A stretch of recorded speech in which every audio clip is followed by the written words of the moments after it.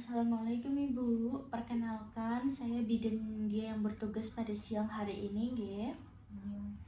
Baik, sebelumnya dengan Ibu siapa ini? Susi 30 tahun. Susi 30 tahun nggih. Iya.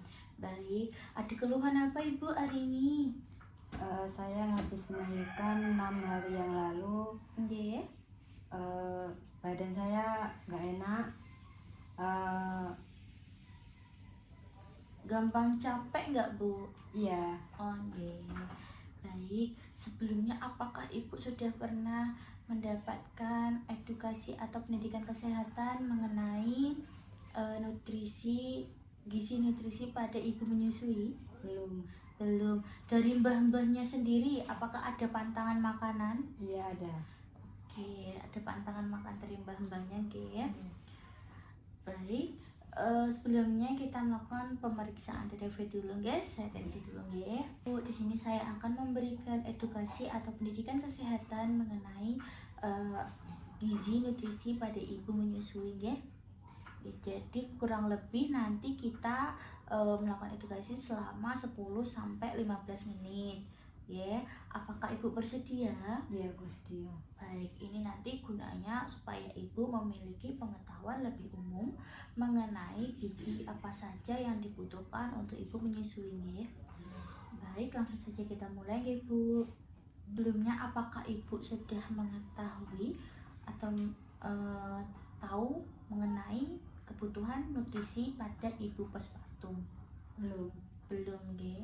Jadi ada beberapa manfaat nutrisi untuk ibu postpartum itu sendiri, yaitu yang pertama dapat memenuhi kebutuhan nutrisi pada ibu dan bayi, yang kedua menunjang kebutuhan tumbuh kembang bayi, yang ketiga dapat mencegah anemia, malnutrisi pada ibu postpartum gitu ya. Sampai sini ada yang ditanyakan? Ada.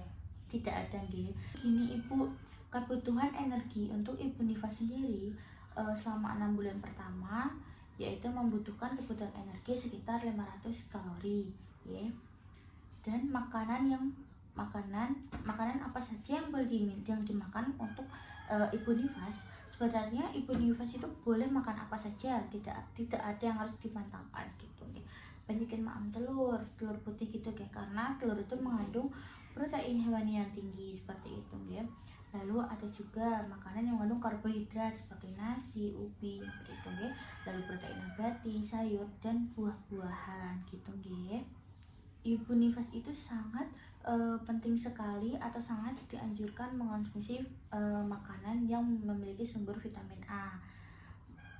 Kenapa Ibu Nifas harus mengonsumsi makanan yang mengandung vitamin A? Karena fungsi vitamin A itu sendiri dapat meningkatkan kandungan vitamin A yang terdapat dalam ASI, yaitu nantinya dapat berefek kepada bayi, yaitu bayi nantinya lebih kebal dan jarang terkena penyakit infeksi. Kesehatan ibu lebih cepat pulih setelah melahirkan seperti itu, ya. Dan sumber makanan yang mengandung vitamin A itu sendiri yaitu kuning telur, hati, mentega, lalu sayuran yang berwarna hijau seperti sayur bayam dan lain sebagainya gitu. Dan buah berwarna kuning, bisa apel, bisa buah pir, bisa juga buah jeruk. Jadi jeruk itu juga ada kandungan vitamin A-nya, gitu. Lalu ada wortel, tomat dan semangka gitu, nggih.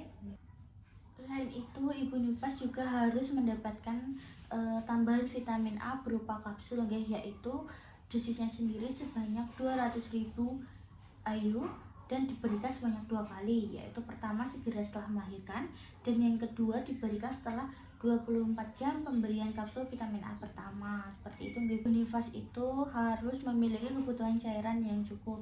Fungsinya sendiri yaitu untuk mengatur kelancaran metabolisme di dalam tubuh.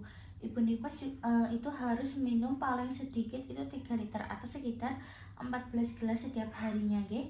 Dan sangat dianjurkan ibu itu minum air putih setiap kali setelah selesai menyusui gitu. Jadi selesai menyusui adiknya, ibu bisa minum air agar tidak kekurangan cairan tubuh seperti itu, nggih Bu. Baik Ibu Nifas juga sangat memerlukan zat besi. Zat besi itu tidak hanya dikonsumsi pada saat kehamilan saja, tetapi saat nifas pun juga harus tetap mengonsumsi zat besi, ya. Fungsinya sendiri yaitu untuk menaikkan sirkulasi darah dan sel, atau menambah sel darah merah, atau berfungsi sebagai penambah darah gitu, guys. Ibu nifas harus mengonsumsi tablet zat besi ini minimal 1 kali sehari selama 40 hari atau sampai selesai masa nifas. Baik, selanjutnya untuk menu sehari-harinya, misalnya di satu piring ini harus terpenuhi ada protein, ada zat besi, terus ada vitamin G. Jadi ada sayur, ada nasi sebagai karbohidrat, dan ada lauk sebagai protein gitu, nggih.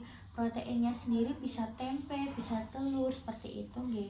Kalau tempe itu jadi protein nabati dan telur bisa menjadi protein hewani seperti itu, nggih, Bu. Iya. Baik Ibu, tadi kan dari mbah-mbahnya sendiri itu ada beberapa pantangan selama nifas, nggih. Seharusnya itu kepada ibu nifas dan ibu hamil itu tidak perlu ada pantangan makanan. Jadi makan aja semaunya ibu. Jadi apa saja sih akibat ketika kita melakukan pantangan makanan pada masa nifas itu sendiri, yaitu nanti bisa memperlambat proses penyembuhan luka dan produksi ASI itu dapat berkurang. Seperti itu, nggih. Sampai sini ada yang ditanyakan? Tidak ada. Tidak ada, nggih. Baik, jika tidak ada, saya ingin menanyakan kepada Ibu atau memberikan evaluasi untuk mengetahui apakah Ibu sudah benar paham mengenai apa yang sudah saya jelaskan, nggih. Apakah Ibu bersedia? Iya, bersedia. Bersedia, nggih. Ibu bisa Ibu sebutkan berapa kebutuhan air minum untuk Ibu nifas? Iya, 3 gelas atau 14 gelas sehari. Oke, 14 gelas per hari ya, Bu. Iya. Lalu apakah Ibu bisa menyebutkan dosis dari penggunaan vitamin A? Ya, pertama setelah melahirkan dan 24 jam setelah meminum kapsul.